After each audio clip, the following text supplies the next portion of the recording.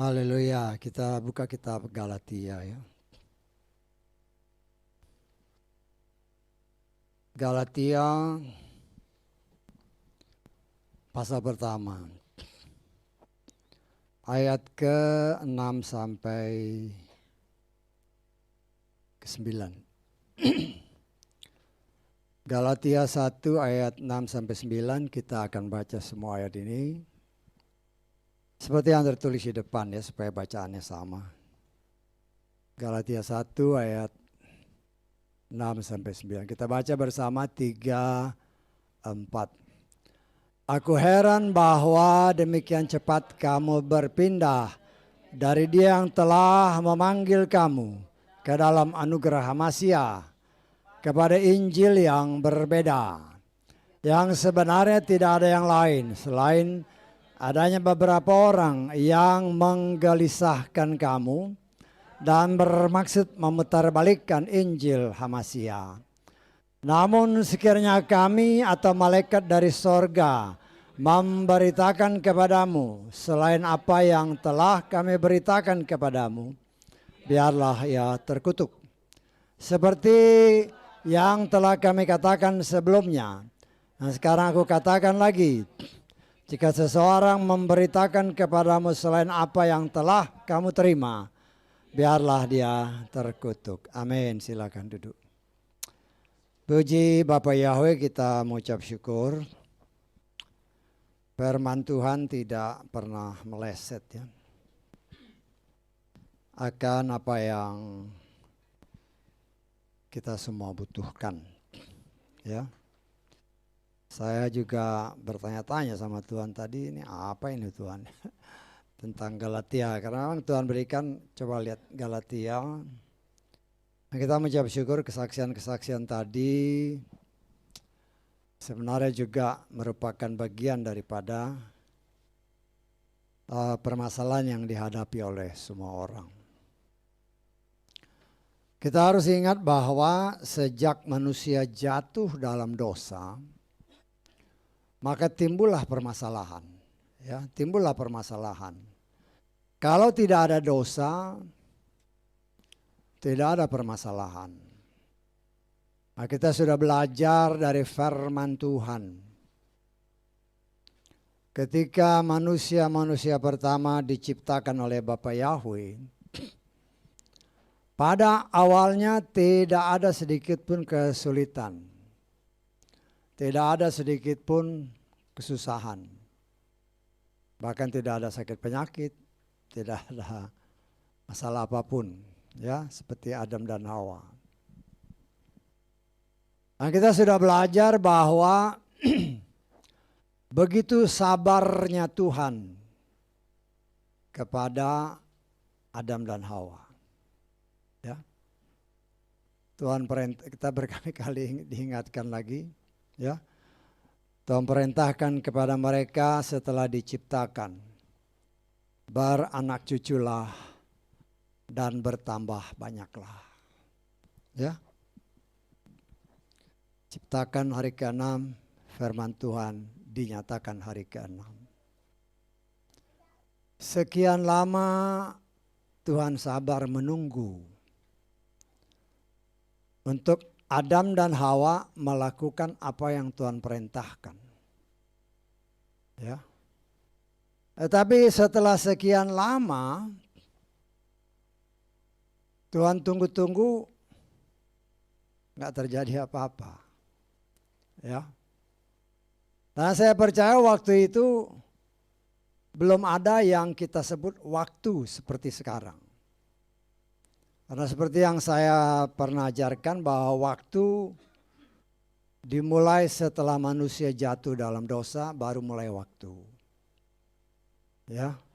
Nah, kita melihat hari ke-6, hari ke-7, seterusnya. Sekian lama Tuhan sabar menunggu supaya Adam dan Hawa melakukan apa yang diperintahkan. Ingat ya, Torah yang pertama, hukum yang pertama itu adalah beranak cuculah dan bertambah banyak. Itu Torah yang pertama, ayat yang pertama. Ya. Tapi sekian lama Tuhan tunggu, memang tidak kita bisa katakan sekian tahun, tetapi kita bisa menafsirkan. Karena berdasarkan firman Tuhan, dia diciptakan hari ke-6. Firman Tuhan katakan 1 harinya Tuhan sama dengan 1000 tahunnya kita. Hari ke-6 tidak terjadi apa-apa.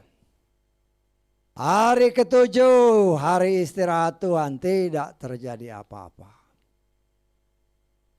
Hari ke-8, ke-9, ke-10, ya. Kita melihat kesabaran Tuhan seolah-olah mulai habis. Kita sudah belajar sekitar 5.000 tahun. Kemudian, ya, kita tahu bahasa Ibrani Alef, Bet, Gimel, Dalet. Hei itu salah satu arti dari piktografnya adalah behold, melihat. Bapa Yahweh melihat dan menilik. 5.000 tahun, saya menafsirkan 5.000 tahun.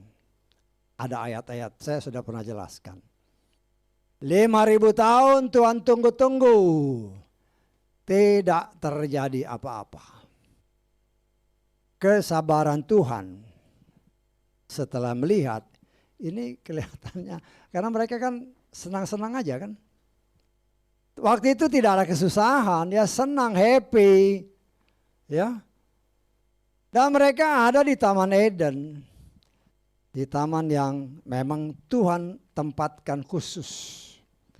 Jadi berarti tempat itu dijaga oleh Tuhan dengan malaikat surgawinya secara khusus. Supaya anak-anak Tuhan bersukacita. Ya. Tetapi kita melihat ditunggu. Kesabaran Tuhan. Tuhan melihat ini kelihatannya kalau dibiarin ya nggak akan jadi rencana Tuhan. Sedangkan ada tertulis rencana Bapa Yahweh tidak mungkin gagal. Ya, kita melihat, behold, hey, ya, setelah 5.000 tahun kesabaran Tuhan sudah sampai. Akhirnya apa? Tuhan izinkan si setan masuk ke Taman Eden.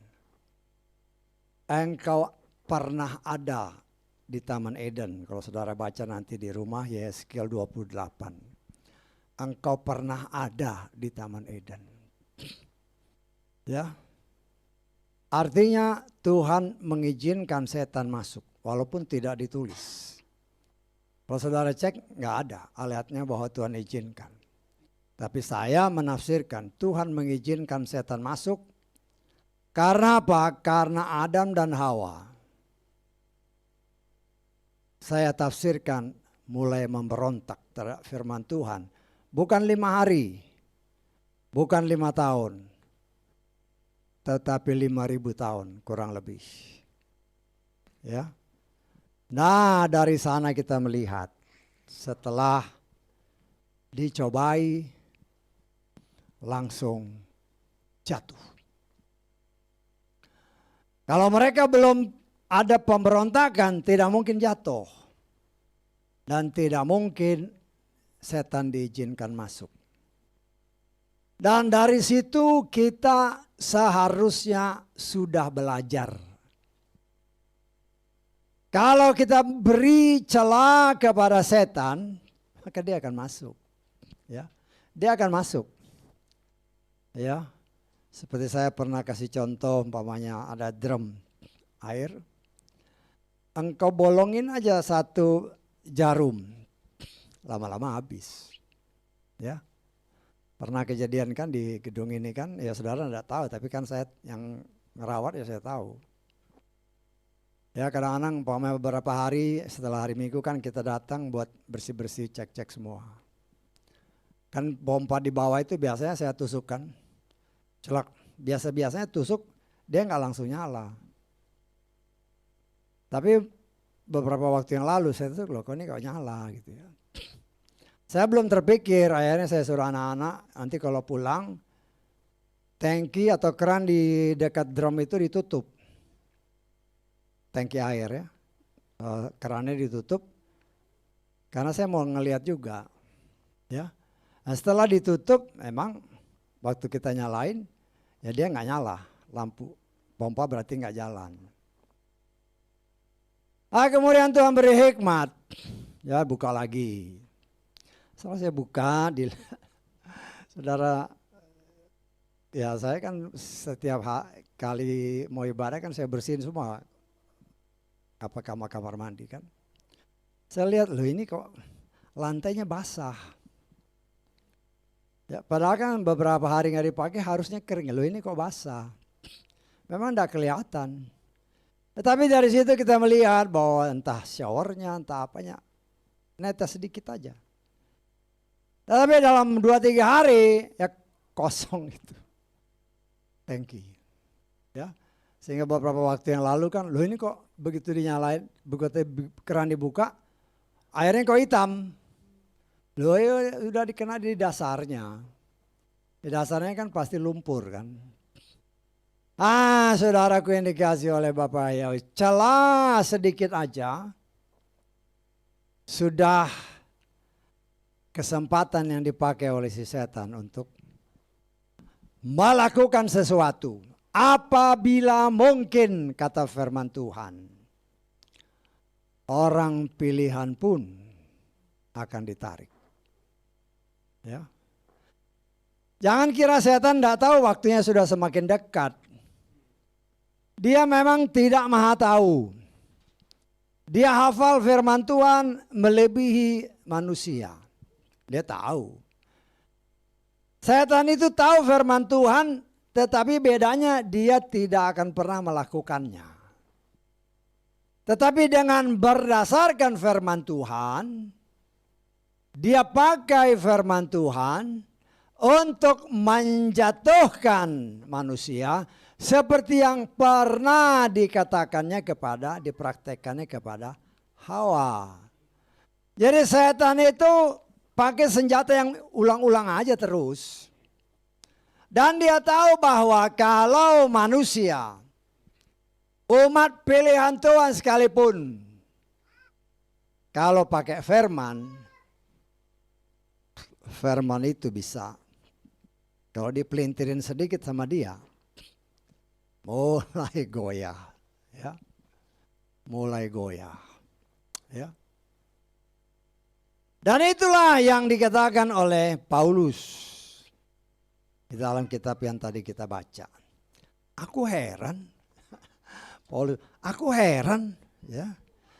Kamu kok begitu cepat berpindah dari Yeshua HaMasiah, ya, yang telah memanggil kita melalui Injil.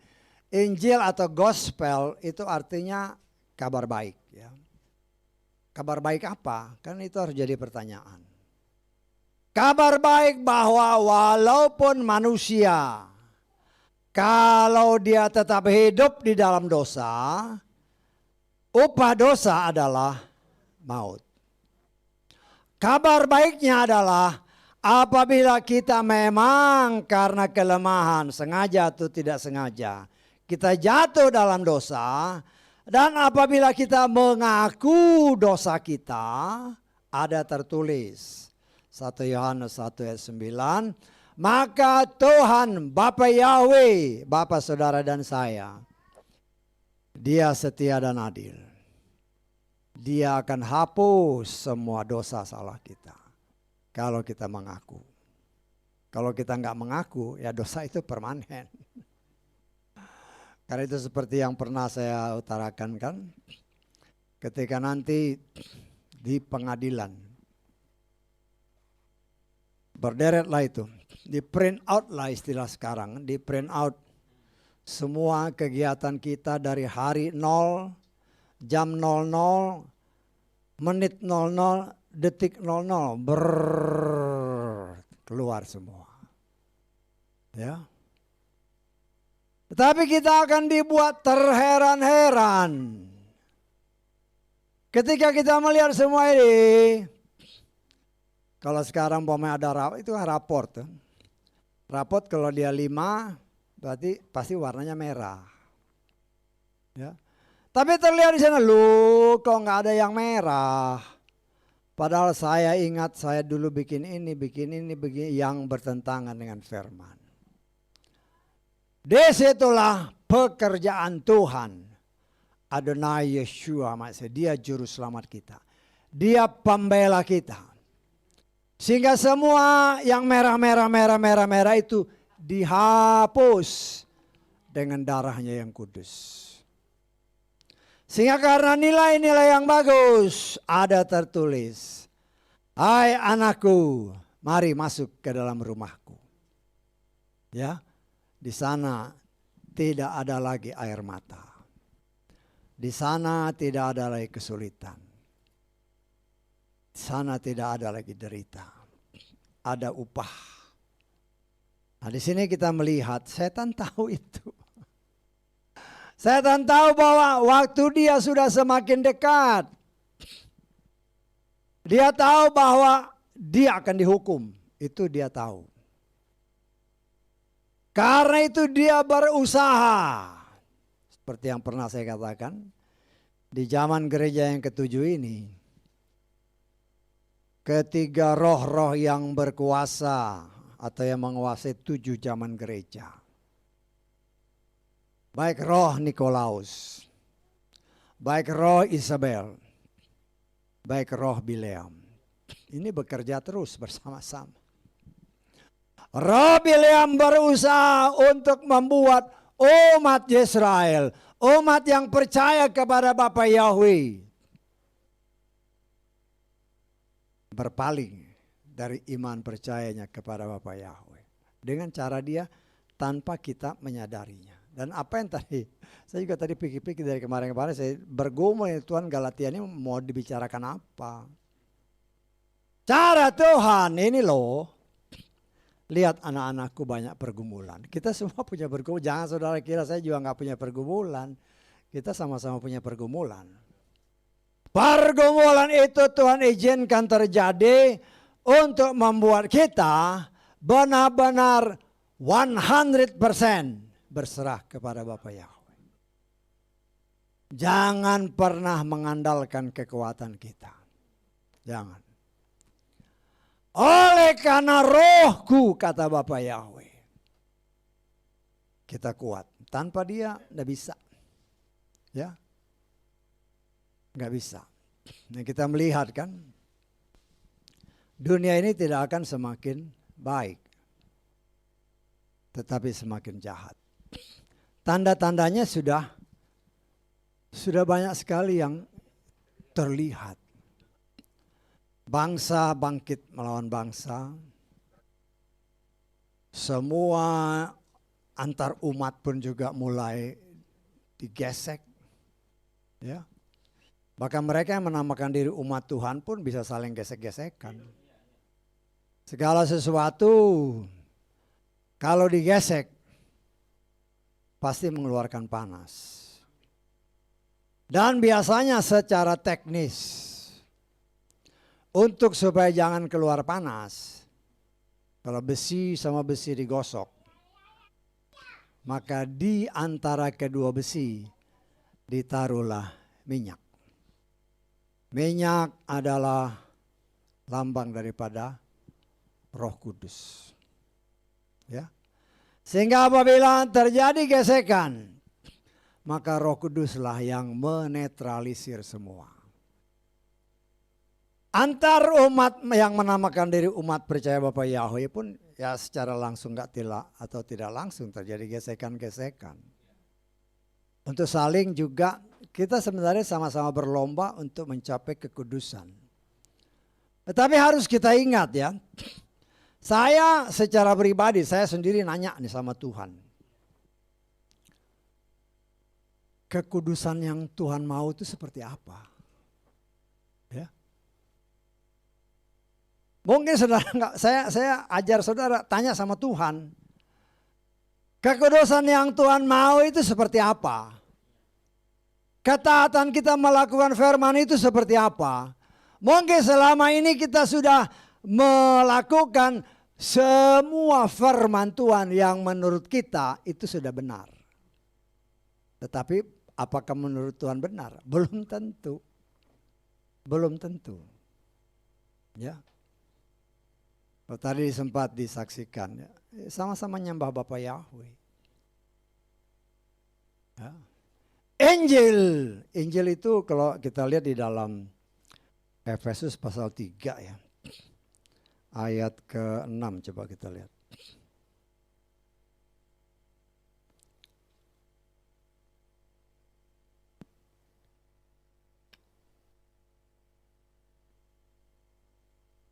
Agar bangsa-bangsa lain menjadi teman pewaris dan teman satu tubuh dan semitra dengan janji-janjinya di dalam Hamasyah melalui Injil. Ya, Injil adalah kabar baik yang kalau saya tafsirkan itu untuk umat di luar Yahudi.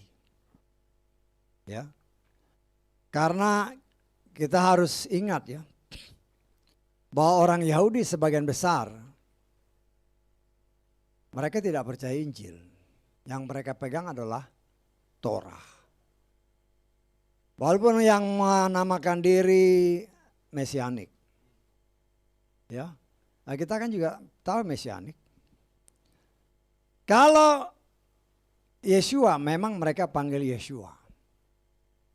Tetapi kalau nama yang kudus, Yahweh, mereka tetap Adonai atau Hashem. Ya. Tetapi kita harus melihat ini sesuai dengan firman. Akan ada waktunya, kata Bapa Yahweh. Di banyak kitab para nabi. Kalau saudara baca pemulihan bangsa Israel, itu semua pasti ada ayat-ayat itu. Akan datang waktunya. Aku akan memberikan roh yang baru, jiwa yang baru kepada umat pemberontak, umat yang tegar tengkuk, umat yang karena melawan kehendakku, ku cerai beraikan ke seluruh pelosok muka bumi. Tetapi akan ada waktunya, aku akan menarik mereka kembali, mengumpulkan mereka kembali ke tanah perjanjian yang aku janjikan kepada nenek moyang mereka, Abraham, Yetsak dan Yakub. Aku akan memberikan roh yang baru, jiwa yang baru, dan aku akan menaruh Torahku dalam hati mereka, hati sanubari mereka. Dan mereka akan mengakui akulah Yahweh, Tuhan mereka. Dan itu akan terjadi. Ya, karena itu sekarang mereka tetap Adonai, walaupun Mesianik Adonai. But Adonai is not a name, bukan nama Tuhan. Tuhanku, tetapi itu bukan namanya. Dan saya percaya waktu itulah ketika Tuhan sudah tetapkan waktunya baru mereka akui. Ya, karena Yahweh itu adalah nama yang Tuhan berikan kepada umat manusia melalui Moshe. Dan itu adalah bagian daripada Torah. Saya ingatkan kepada saudara, ya, karena banyak orang-orang yang namanya Mesianik Indonesia lah, jangan jauh-jauh. Mereka juga ngikut-ngikut. Nah, kasihan kan? Kasihan karena janji untuk Tuhan berikan roh yang baru, jiwa yang baru, dan menaruh Torah itu hanya untuk umat Israel. Bukan untuk non-Yisrael. Masa anugerah bagi kita itu sekarang. Jadi jangan ikut-ikutan orang Israel. Orang Israel is very very special bagi Bapa Yahweh. Sangat spesial. Lebih dari 2000 tahun Bahkan sejak zaman Bapak Abraham, Yitzhak dan Yakub, mereka juga, ini kan leluhur-leluhur Israel, bahkan Yakub adalah yang memberikan 12, yang Tuhan berikan kepercayaan 12 anak yang menjadi suku-suku Israel, 12 suku. Tetapi kita melihat, ya, sejak zaman Abraham pun ada pemberontakan. Jangan kira nggak ada pemberontakan. Itulah kitab suci kita. Siapapun, apalagi leluhur yang merupakan orang-orang yang dipercayakan akan firman, kalau salah dikasih tahu. Ya, kita mungkin mengalami penderitaan sekian. Ingat, kalau saudara baca kitab Kejadian, setelah Bapak Abraham menerima tawaran daripada Sarah, ya, setan pakai perempuan banyak untuk menjatuhkan, bukan, tapi ya itu nggak semua ya. Tapi kalau kita lihat di sini, kita kan juga sedang belajar Abraham kan, si Daud kan, dipakai si Batseba. Nah, kita melihat Sarah. Padahal Tuhan baru berjanji sama Bapak Abraham, engkau akan dikaruniakan anak-anak melalui Sarah. Ya. Tunggu-tunggu kan. Menunggu adalah pekerjaan yang paling gak enak. Tetapi kita melihat, ya, Sarah juga goyang kan. Nawarinlah. Mungkin Tuhan mau kau punya anak melalui si Hagar. Ya. Ya, Abraham kan mikirnya, oh ya mungkin juga. Di situ kan udah mulai goyang. Tawaran yang bagus. Dia lihat juga Sarah sama Hagar beda jauh kan. Lihat ini juga bujangnya yang gundiknya yang atau pelayannya yang cantik, muda. Ya udah, dia berpikirlah. Ya. Nah, kita melihat padahal Tuhan baru janji. Tetapi karena masuklah tawaran tanpa dia pikir, kawinlah dia. Kalau saudara perhatikan baik-baik ya. Setelah dia mengambil Hagar sebagai istri, kurang lebih kalau saudara perhatikan jarak waktunya, kurang lebih 14 tahun Tuhan tidak berbicara sama Bapak Abraham. 14 tahun. Seolah-olah sunyi senyap. Seolah-olah Tuhan mau menyatakan kamu itu kau gak percaya sama aku.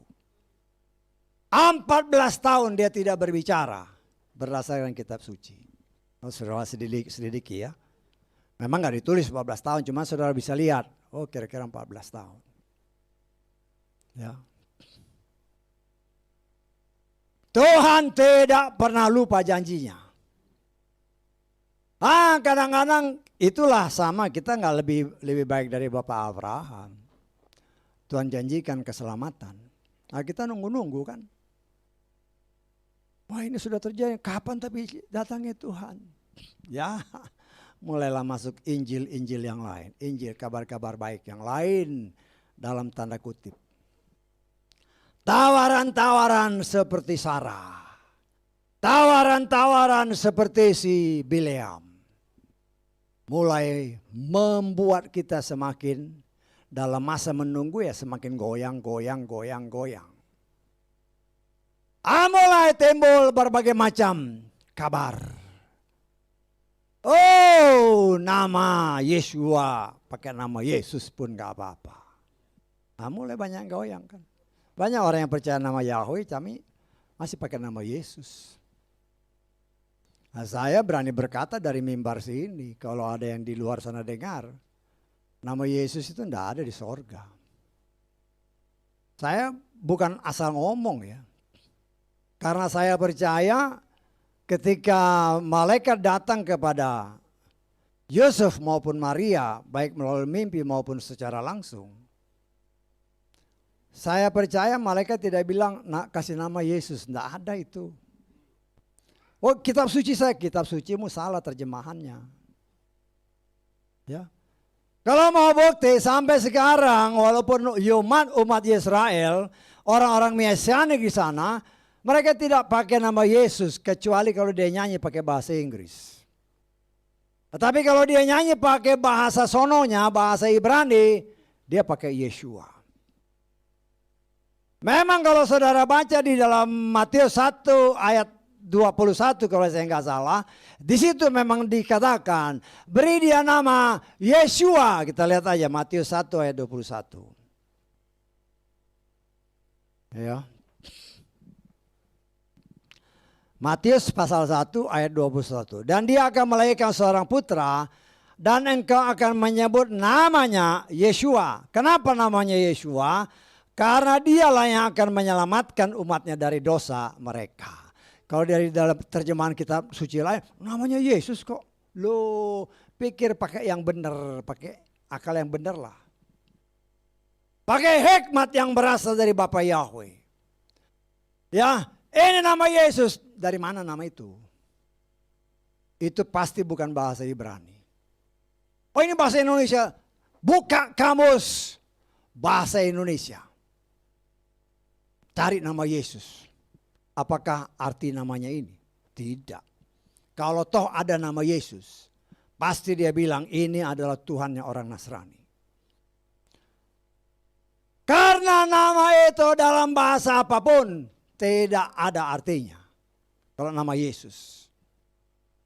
Tetapi kalau nama Yeshua, itu artinya Yahweh Shua. Yahweh yang menyelamatkan. Dan dia setia kepada firman-Nya sebagaimana tertulis dalam Yohanes pasal ke-5 ayat ke-43. Kita lihat ya. Yohanes 5 ayat 43.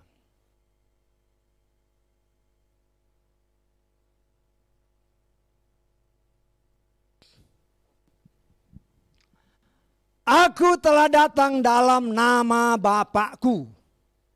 Ya, aku telah datang dalam nama Bapakku dan kamu tidak menerima aku. Jika orang lain datang dalam namanya sendiri, kamu akan menerima. Yeshua bukan ngomong sembarangan ya. Aku datang dalam nama Bapakku. Oh, Bapa Yahweh berkata kepada bangsa Israel. Apa dasarnya kita bilang dia Bapa? Harus semua tertulis, jangan main karang-karang. Semuanya harus tertulis dan Bapa Yahweh sendiri berbicara kepada Moshe. Sebagaimana tertulis dalam kitab Keluaran pasal keempat ayat ke-22. Engkau akan berkata kepada Firaun, beginilah Yahweh berfirman. Israel adalah anakku. Anakku yang sulung. Kalau dari Bapa Yahweh sendiri berkata ini anakku, ya berarti dia bapaknya. Bisa ditangkap. Nah, dia datang di dalam nama Bapa. Dia sudah menyebut itu anak sulungku, bangsa Israel. Berarti Bapa Yahweh itu bapaknya orang Israel. Dan iman kita datang dari bangsa Yahudi, bangsa Israel ini. Karena itu kita memanggil dia Bapa. Karena dia menyebut dirinya, dia adalah Bapa. Nah, dari apa yang kita baca dalam Yohanes tadi, kalau kau pakai nama Yesus, di mana nama Yahweh-nya? Gak ada nama Yahweh-nya. Kau yang dengar di luar sana perhatikan baik-baik. Karena kita tahu waktunya sudah semakin dekat. Saya tidak melarang kau panggil Yesus. Tetapi tidak ada tertulis. Tidak bisa dibuktikan bahwa di dalam nama Yesus ada nama Bapa Yahweh. Tidak ada. Ya. Dan itulah yang membuat kita pun semakin hari semakin dimurnikan. Supaya Injil kabar baik yang Tuhan beritakan melalui para rasulnya, khususnya si Paulus atau Saulus atau Polos, jangan diselewengkan karena ketidakmengertian kita. Karena memang tertulis dalam kitab Hosea kan, pasal 4 ayat 6. Umatku dibinasakan karena kurang pengetahuan. Hanya kadang-kadang ada sayangnya. Oh ini karena kurang pengetahuan. Jadi kita harus baca pengetahuan. Loh. Bukan pengetahuan itu yang Tuhan maksud ya. Jangan sampai kita salah. Banyak orang yang berpikir ini kan ada tertulis dalam kitab Hosea pasal 4 ayat 6. Bahwa ya, umatku akan dibinasakan karena kurang pengetahuan. Sehingga galilah pengetahuan ini. Bukan yang kau semakin kuat, malah semakin ketakutan. Nah kita lihat dalam Yesaya pasal 11 ayat ke-9.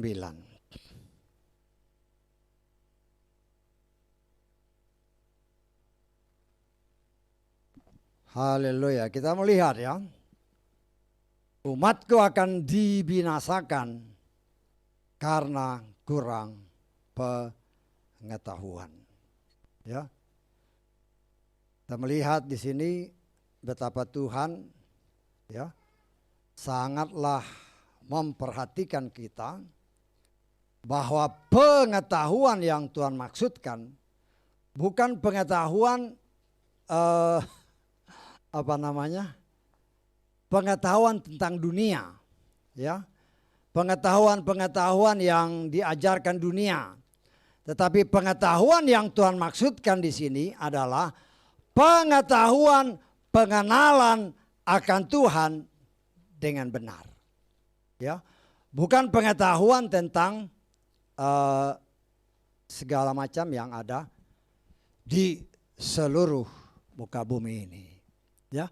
Mereka tidak akan melakukan jahat ataupun merusak di seluruh gunung kudusku. Terus, sebab bumi akan menjadi penuh dengan pengetahuan apa? Dengan pengetahuan akan Yahweh. Jadi jangan sampai kita tertipu. Ini berdasarkannya pengetahuan. Jadi kita gali pengetahuan, yang digali pengetahuan dunia. Pengetahuan tentang Yahweh, apa maksudnya? Bukan sembarangan kita, waduh begini. Loh, tanya Tuhan yang benar.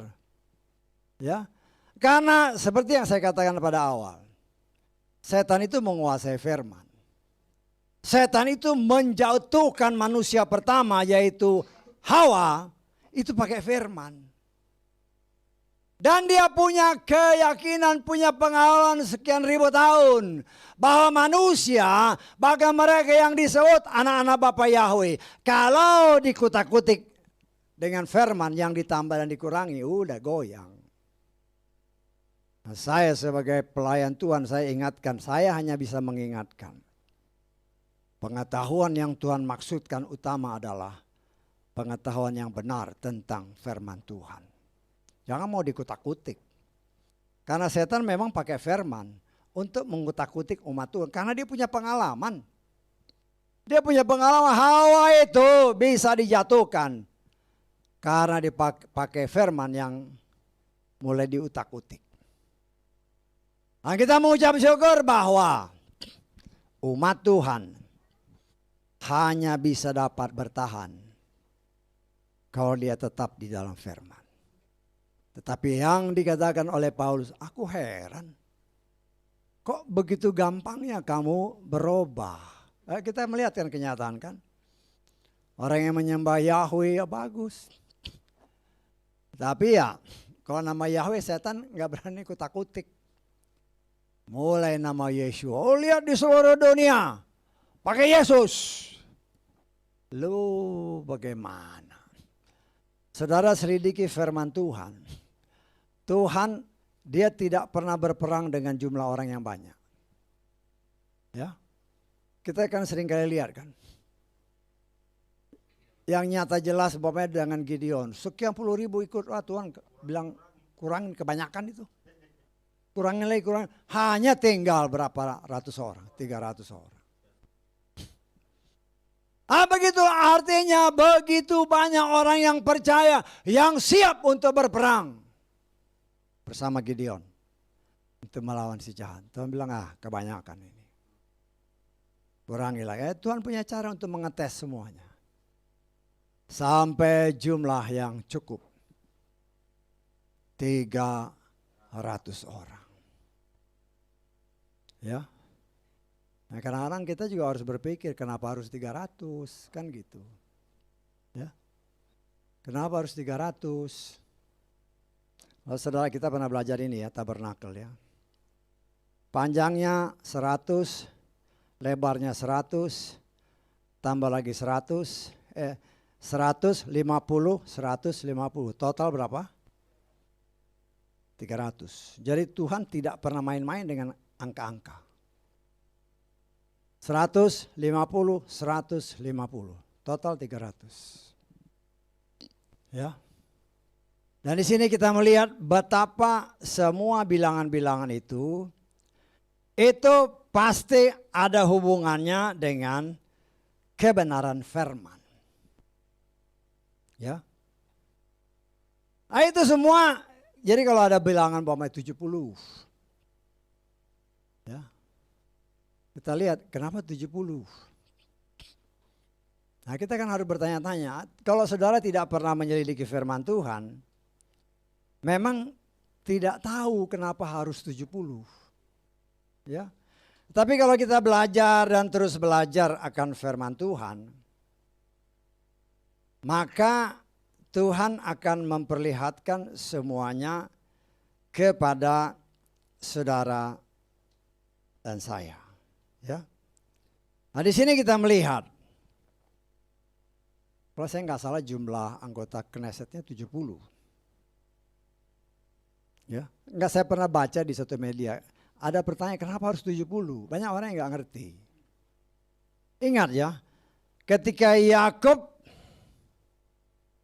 masuk ke tanah Mesir untuk menjumpai anaknya yang jadi kepala di sana, wakilnya Firaun, itu total jumlahnya 70. Dan itu seringkali diambil dari bilangan-bilangan seperti itu.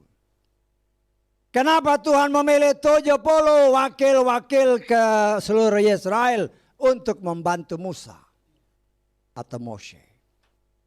Itu diambil dari situ. Tapi kalau kita tidak pernah belajar, ya kita nggak tahu. Dan saya percaya juga ya apa yang dikatakan di situ. Kenapa kau pakai 300 Gideon? Ini 300. Ya. Bahtera yang menyelamatkan Nuh, panjangnya 300. Kita lihat ya. Di dalam Kejadian pasal 6 ayat 15.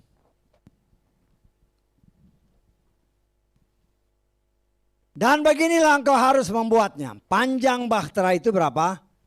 300 hasta. Dan berdasarkan pengetahuan yang saya suka baca-baca gitu kan.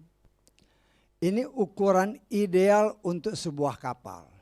Dengan panjang 300, lebar 50, tinggi 30. Itu patokan, standar ya. Nah, nanti mereka bikin panjang, patokannya dasarnya ini. Panjang sekian, lebar sekian, tinggi sekian. Ya. Mereka tahu, mereka percaya bahwa inilah yang bilangan yang paling bagus. Sehingga ketika air bah melanda seluruh muka bumi, kapal itu nggak bisa terbalik. Karena ukurannya sesuai dengan apa yang Tuhan perintahkan.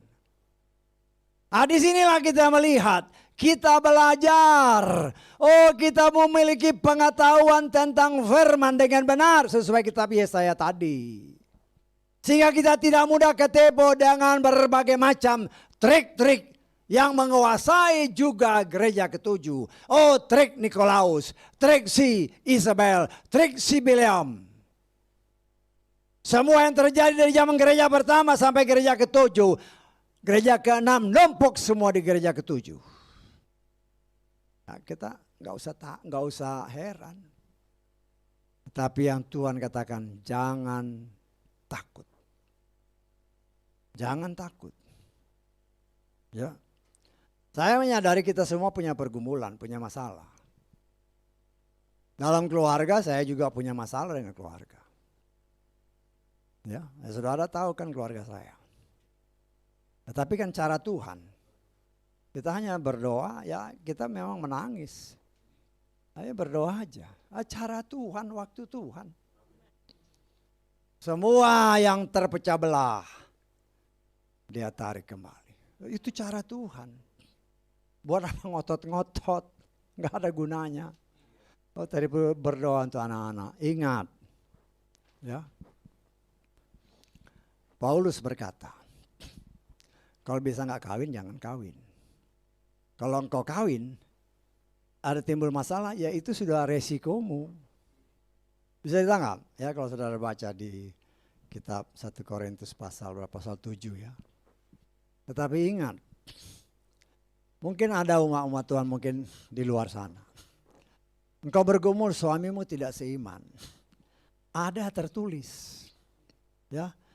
Kalau engkau punya suami yang tidak seiman, tetapi dia mau tinggal bersama engkau, ingat, ya, kita lihat aja lah, ya. 1 Korintus pasal 7.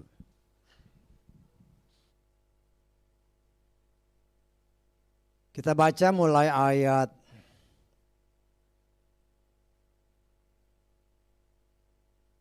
ayat 11 ya. Nanti saudara baca semua, banyak di sini tentang keluarga. Akan tetapi jika dia dipisahkan juga, biarlah dia tetap tinggal bertarak atau biarlah dia dipernamai kembali dengan suaminya. Suami pun jangan mengusir istri. Kemudian, dan kepada mereka selebihnya aku bukan Tuhan berkata, jika seseorang saudara memiliki istri yang bukan orang percaya, dan wanita itu setuju untuk tinggal bersamanya, janganlah dia mengusirnya. Nah, seorang istri siapapun yang memiliki suami yang bukan orang percaya, dan pria itu setuju untuk tinggal bersamanya, janganlah dia mengusirnya. Kenapa? Sebab suami yang bukan orang percaya itu telah dikuduskan oleh istrinya, dan istri yang bukan orang percaya itu telah dikuduskan oleh suaminya. Jika tidak, anak-anakmu adalah anak-anak cemar, tetapi sekarang mereka adalah anak-anak kudus. Ya, nanti saudara baca di dalam 1 Korintus 7 ini. Tuhan mau saudara dan saya memiliki pengetahuan tentang Yahweh. Bukan berarti nggak perlu pengetahuan dunia. Tetapi pengetahuan tentang dunia justru banyak membuat orang ketakutan. Ya, jangan takut, karena itu ingat ya, berkali-kali saya ingatkan. Apapun permasalahan yang saudara dan saya hadapi, everything is still under control by our God Yahweh. Semua tetap dikontrol oleh Bapa Yahweh. Dan Bapa Yahweh setia kepada firman-Nya. Dia tidak akan membiarkan kita dicobai melebihi kekuatan kita. Tidak bisa. Ya. Kalau kita punya iman seperti itu, ya mengucap syukur. Kan ada tertulis, mengucap syukurlah senantiasa dalam segala hal. Karena itu saya senantiasa berdoa untuk kita semua. Apapun situasi dan kondisi yang Tuhan izinkan terjadi dalam hidup kita, tetap mengucap syukur. Karena tetap semua itu ada dalam kontrol Tuhan. Dia setia kepada firman dan dia berkata, itu tidak akan pernah melebihi kekuatanmu. Tetapi ketika kita mulai ngomel, mulai ngeluh, maka matamu tertutup. Sehingga engkau tidak melihat bahwa sesungguhnya ada tertulis, Tuhan sudah siapkan jalan keluar. Tetapi ketika kita mengucap syukur kepada Tuhan, mata kita dicelikan. Oh, ada jalan keluar. Dan bukan hanya jalan keluar. Tuhan sudah menyiapkan bala tentara sorgawi. Ketika saudara dan saya memuja-muja dia, seperti ada tertulis, ketika kita memuja dia, maka sesungguhnya pada saat itu Tuhan memerintahkan malaikatnya berperang ganti kita. Kan sudah pernah kita pelajari itu. Jangan apa yang dihotbahkan, apa yang diajarkan itu hanya masuk kanan, keluar lagi kiri. Ya masih ada nyerap-nyerap dikit sih. Kalau dia sini pental lagi ke sana yang sama sekali nggak ada. Tapi kalau masuk sini keluar sana ada nyerap-nyerap dikit. Nah tapi kan nyerap-nyerapnya ini Tuhan tidak mau seperti itu. Jangan lagi keluar sana, masuk ke dalam hati. Sehingga kita akan diingat oleh Tuhan. Ingat apapun masalah hidupmu. Jangan kira Tuhan nggak tahu ya. Tuhan tahu. Ya berlututlah Tuhan, terima kasih. Apapun yang Tuhan izinkan terjadi, semua tetap dalam kontrolmu. Karena aku percaya Engkau Yahweh adalah Tuhan yang Maha Kuasa. Dan apabila aku melakukan perintahmu sebagaimana tertulis, mengucap syukur, memuja, memuji, menyembah Tuhan. Ketika kita melakukannya, sebelum kita bertindak, karena Tuhan mendengar pujian dan penyembahan kita, maka dia akan maju berperang. Ya. Jadi jangan anggap remeh firman yang sudah pernah diberitakan. Ya. Ketika kita mengucap syukur, nyanyi, memuja Tuhan, memuji Tuhan, maka dia yang maju. Bukan kita yang maju. Dia yang maju. Tetapi karena kekerasan hatimu, engkau lebih mementingkan hatimu yang terobek-robek karena kau melihat masalah.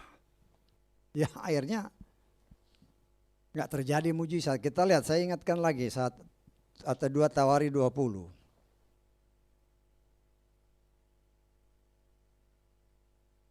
Ayat kita baca mulai 20 sampai 22 ya supaya saudara ingat ini. 2 Tawari pasal 20 ayat 20 sampai 22.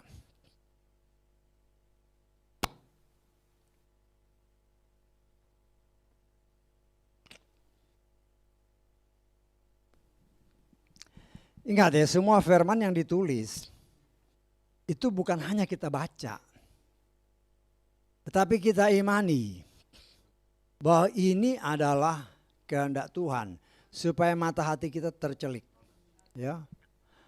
Dan mereka bangun pagi-pagi sekali dan pergi ke padang gurun Tekoa. Dan selama mereka keluar, Yosafat berdiri dan berkata, dengarlah aku, hai Yehuda dan penduduk Yerusalem, percayalah kepada Yahweh Elohim dan tetaplah teguh. Percayalah kepada nabi-nabinya dan engkau pasti berhasil. Ingat ya, si siapa? Raja ini. Tadinya dia ketakutan.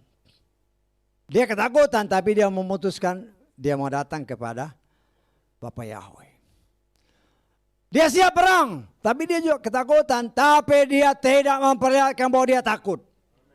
Tapi dia bertenda dengan iman. Walaupun ya kadang-kadang kita gitu juga kan. Ada rasa takut tapi enggak, maju. Kemudian terus ayat 21. Kemudian dia berunding dengan rakyat lalu pada saat keluar di hadapan mereka yang dipersenjatai. Dia mengangkat mereka yang sungguh-sungguh akan menyanyi bagi Yahweh dan yang sungguh-sungguh akan memuji dalam kemuliaan, kekudusan dan berseraya berkata, bersyukurlah kepada Yahweh karena kasih setianya untuk selamanya. Perhatikan ayat 22, perhatikan baik-baik. Ketika mereka mulai dengan nyanyian dan pujian, perhatikan, Yahweh membuat penghadangan terhadap Bani Amon dan Moab dan orang-orang dari pegunungan Seir yang telah datang menyerang Yehuda dan mereka terpukul kalah. Ini yang berperang bukan bangsa Yehuda. Ini yang berperang Yahweh. Ketika bangsa Yehuda menaikkan pujian, sebelum mereka maju berperang, Bapa Yahweh sudah lebih dahulu perang. Tanamkan ini bukan hanya dulu, tetapi sekarang pun tetap berlaku. Jadi jangan ragu. Jangan berpaling dari kabar baik yang Tuhan berikan. Bahwa engkau dan saya adalah milik Bapa Yahweh, bukan milik dunia ini lagi. Dan setan tahu, dia berusaha untuk menarik kita dengan berbagai macam cara. Khususnya pakai firman. Dan dia tidak mencobai atau tidak menggoda kita dengan jauh-jauh, dengan orang yang dekat dengan kita, sekitar kita. Sekitar kita. Saya pernah bersaksi, anakku sendiri lari. Ya. Tetapi cara Tuhan. Saya nggak bisa marah sama dia, karena bagi saya imanmu begitu ya terserah. Saya hanya berlutut berdoa bersama dengan tulang rusukku. Bukan dengan kekuatan kami, tetapi cara Tuhan. Setelah beberapa tahun dia datang, saya hanya ingatkan dia sebelum dia naik pesawat. Kalau engkau punya masalah apapun, minta tolong sama Bapak Yahweh. Oh ya udah, ya habis itu dia pergi. Memang sekitar setahun kemudian kalau saya nggak salah ingat, ada masalah besar dalam hidupnya. Ini menurut kesaksian dia buat ibunya. Aku ingat apa yang Papa ngomong di airport. Karena itu aku berdoa minta Bapak Yahweh. Dan Bapak Yahweh jawab. Sejak itu matanya tercelik. Bahwa Tuhan yang bapaknya sembah itu Tuhan yang hidup dan benar. Saya sudah alami. Saya sudah alami. Dan saya memang termasuk mungkin kasar dan keras ya. Anakku salah ketika mereka berkhotbah, saya tegur. Aku sayang Tuhanku lebih dari siapapun. Mereka nggak bisa terima. Saya kadang-kadang menyadari. Tapi itulah cara kita main masing-masing beda. Ada orang yang kamu sih negor orang di depan mimbar. Loh. Ya memang kadang-kadang benar juga. Ya. Tetapi kalau itu tidak cepat ditarik. Orang yang Tuhan percayakan untuk kelayani dan gembalakan, mereka tercemar. Saya tidak mau. Ya biarlah saya dimaki-maki sama keluarga mungkin. Tetapi yang penting, jangan aku dimaki sama Tuhan. Membiarkan sesuatu yang tidak benar menurut saya. Tidak sesuai firman, saya biarkan saya salah. Ya keluarga marah biar aja. Ya saya dengar. Ya kadang-kadang terpikir juga ya kenapa enggak gini ya. Tapi kadang-kadang ya secara spontan aja. Keluarga yang paling dekat seringkali bisa menjadi supporter yang paling istimewa. Tetapi juga bisa menjatuhkan kita. Kalau kita tidak hati-hati dan mereka tidak berjaga-jaga. Setan bisa manfaatkan. Nah, saudara mungkin juga alami. Kok tadi disaksikan anak-anakku. Saya sudah alami itu Bu. Saya sudah alami. Dan sekarang anak itu sudah kembali kepada Bapak Yahweh. Ya, saya masih ada pergumulan karena suaminya belum. Ya. Tapi saya tahu Tuhan punya cara. Karena Tuhan beritahu dengan berbagai macam cara. Istri saya Tuhan berikan karunia mimpi. Kasih lihat begini, ya kita hanya bisa berdoa. Jangan mendahului Tuhan. Karena waktu Tuhan dan cara Tuhan tidak bisa kita pikirkan. Ya. Jangan sampai itu semua membuat kita terpisah dari berita yang baik, Injil yang baik. Karena melalui Injil itulah kita diselamatkan. Nah kita belajar. Ya. Kalau saudara dan saya ingat apa yang dikatakan di dalam kitab 2 Tawari ini. Ya, ingat baik-baik itu. Apapun permasalahanmu. Jangan mikir masalahmu. Jangan mikir masalah kita. Karena Tuhan sudah itu tetap under His control. Tetap dalam kontrolnya Tuhan. Tetap dalam kontrol Bapak Yahweh. Nah, kita tinggal mengucap syukur Tuhan, terima kasih. Ya, ngomong aja sama Bapak kita, dia Bapak kita. He is our Father. Dia Maha Kuasa.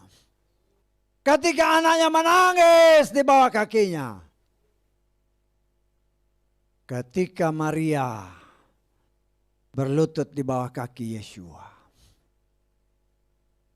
menyembah Yeshua, merendahkan diri, hati Yeshua tergoncang.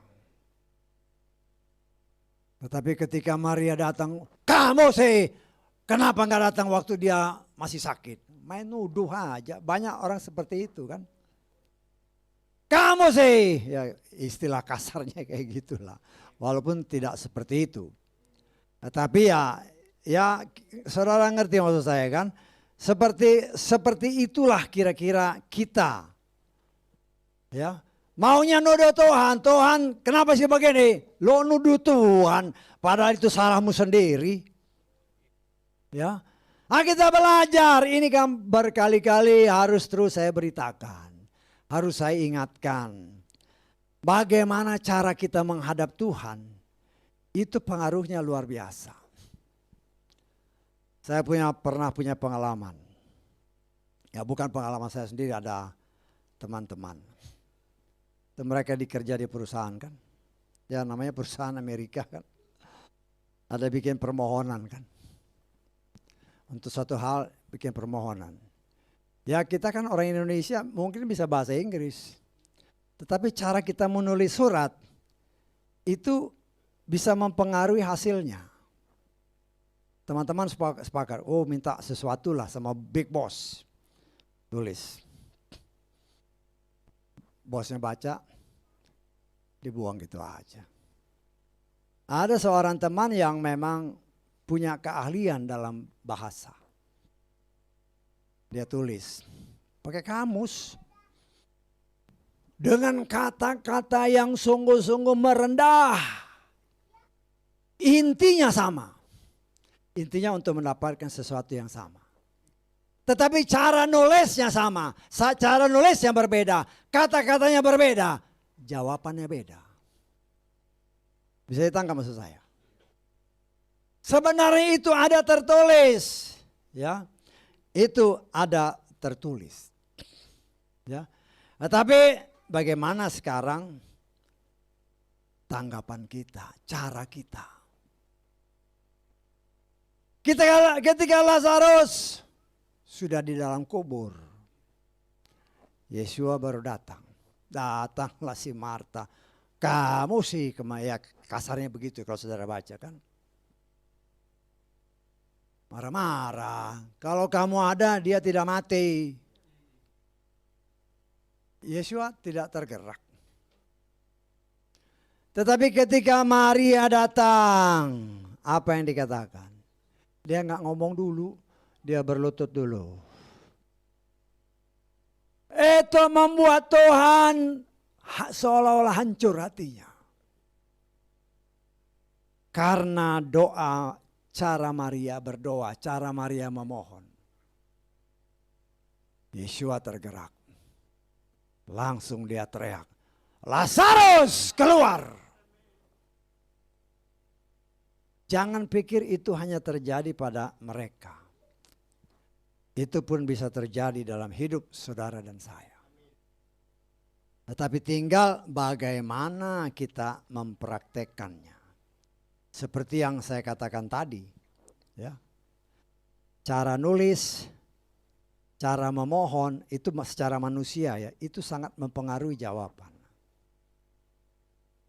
Cara kita datang sama Tuhan itu pun bisa atau tidak menggerakkan hati Tuhan. Karena itu saudaraku yang dikasihi oleh Bapak ya, kita menghadapi semua permasalahan sama. Hanya caranya berbeda, tetapi satu intinya, setan berusaha memisahkan kita dengan caranya karena dia tahu waktu dia sebentar lagi. Tapi kita semua diingatkan oleh Roh Kudus. Jangan pernah goyah. Jangan pernah lari dari berita baik yang Tuhan sudah tawarkan.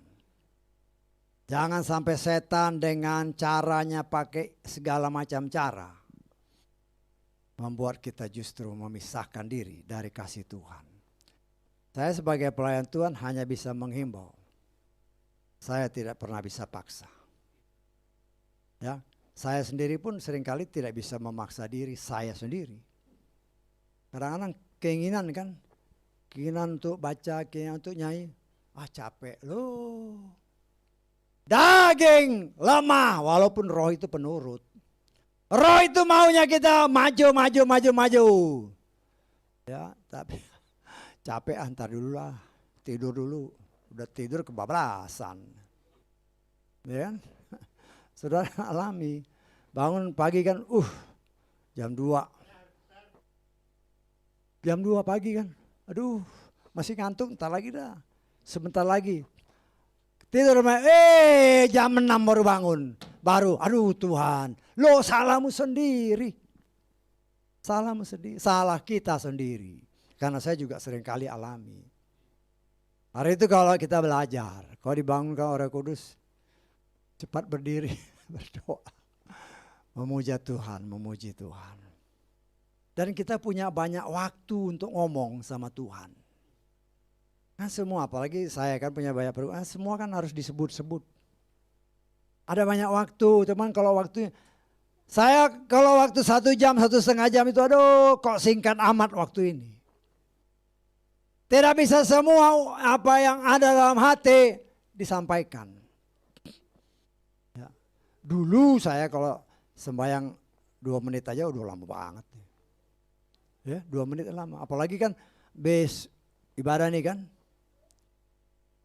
Sembahyang makan, ada pelayan Tuhan yang ngomong, kalau doa jangan lama-lama udah pada lapar nih. Loh. Jadi pikiran udah kemana, itu bukan asal omong kosong ya. Itu suatu kejadian. Yang ngomong itu pelayan Tuhan. Kita ini udah lapar, sembahyang jangan lama-lama udah lapar ini. Ngucap syukur terus amin kita makan. Itu pelayan Tuhan yang ngomong. Di sini kita melihat Yesus berkata, engkau hidup bukan karena makan minuman secara jasmani, tetapi kita hidup oleh firman Tuhan. Tapi zaman sekarang itu mulai bergeser. Tuhanmu adalah perutmu, itu kan tertulis. Tapi kalau kita mengimani Tuhan, rasa lapar, rasa haus hilang lenyap ketika kita bersekutu dengan Tuhan. Beberapa kali saya saksikan kan. Beberapa kali saya berpuasa 3 hari 3 malam. Tidak ada sedikit pun rasa haus, rasa lapar, rasa capek. Tidak ada. Tapi kan memang kita ngomong Tuhan aku mau puasa 3 hari. Hari ketiga itulah hausnya. Laparnya enggak ya. Hausnya minta ampun pada jam-jam terakhir, mau jam-jam 6 sore kan. Waduh, hausnya minta ampun. Minta ampun. Tapi itulah saya melihat kalau kita merendahkan diri. Ya, seorang pelayan Tuhan, seorang pendeta di daerah Jawa Timur sana. Waktu itu dia dari orang seberang. Wah Pak, saya kalau puasa secara orang Nasrani saya nggak kuat. Ya kenapa? Karena mereka mengandalkan kekuatan sendiri. Kita tidak mengandalkan kekuatan sendiri. Kalau berpuasa jangan andalkan kekuatanmu. Ya kadang-kadang kan mau puasa nih. Wah makan piringnya begini. Itu mah bukan tahan nafsu itu. Ya kita jujur aja ya. Saya kadang-kadang kan sore kita Jumat itu kan. Saya bilang nih. Gak makan gak masalah. Karena saya puasa itu bukan harus makan ya. Kalau memang bisa makan ya makan. Kalau enggak ya enggak masalah. Karena kekuatanku bukan karena makanan. Tapi Tuhan yang menjamah supaya organ tubuhku khususnya pencernaan. Walaupun tidak ada isinya. Dia bikin itu tetap berjalan dengan normal. Nah, kita belajar untuk menyangkali kedagingan dan kita mengerti apa kehendak Tuhan. Tuhan mau saudara dan saya selamat. Dan kita diajar Tuhan, jangan pernah mengandalkan kekuatan kita sendiri. Jangan. Kita belajar mengandalkan kekuatan Tuhan. Oh seperti apa yang tadi dikatakan dalam kitab 2 Tawarikh tadi. Si Raja Yehuda itu ketakutan. Tapi dalam merasa takut, dia bertolut di bawah kaki Tuhan. Minta tolong kepada Tuhan, Yahweh. Tuhan melihat. Umatku yang atasnya namaku disebut merendahkan diri. Mohon ampun, dia akan ampuni. Mohon pertolongan, dia tolong. Ingat, dia itu Bapak kita. Sejahat-jahatnya bagi orang yang sudah berkeluarga, beranak cucu. Sejahat-jahatnya seorang anak.